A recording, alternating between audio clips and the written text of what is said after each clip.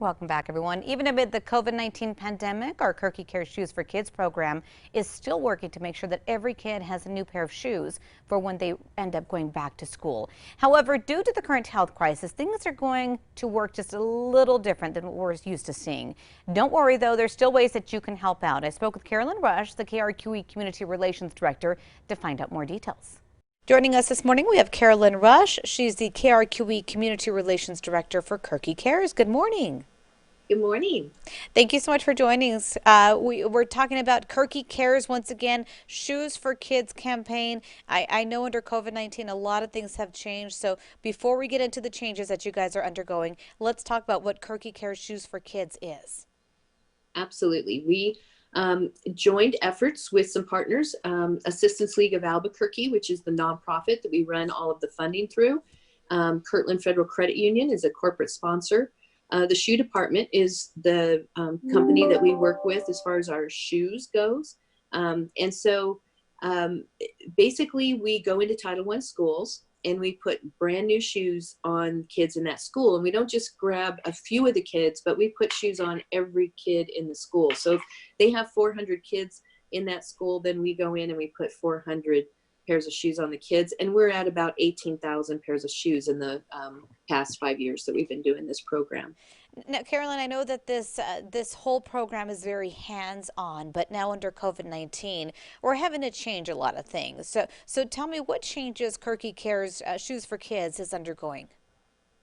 Well, today is our fundraising day. So we still need to put shoes on kids. And we've been meeting with APS Title I for a month now. And of course, so much was just up in the air, and our kids even going to go back to the classroom. We know we can't go in and put shoes on kids. What will this look like? And so we've been talking to several principals of schools that were lined up to be the next recipients.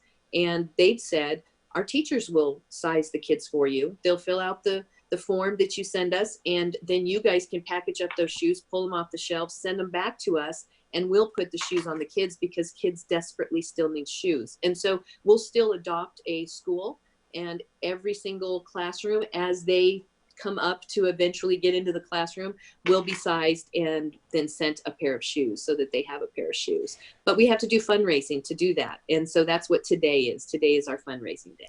Let's talk about that fundraising, because as you mentioned, some of these kids may not ever get a brand new pair of shoes.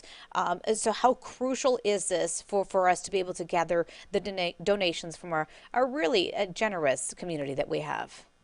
Very generous. Our viewers are the ones that have put that 18,000 pairs of shoes on kids. It's really remarkable how generous our viewers are.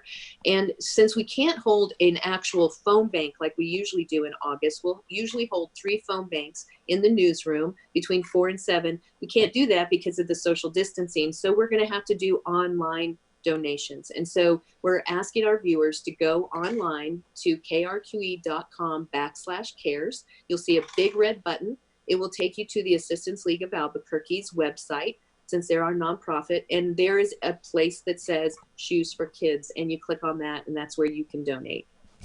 Now, again, as you mentioned, the donations are going to happen. The shoes are going to be handed out. We just need more money at this time. So for anyone who's watching, anything counts, right? Anything helps. I wish that we could show footage from our past and what we used to do, and watching those smiling faces, hearing from the teachers about the major change that it made on their children when everybody in the school got a brand new pair of shoes.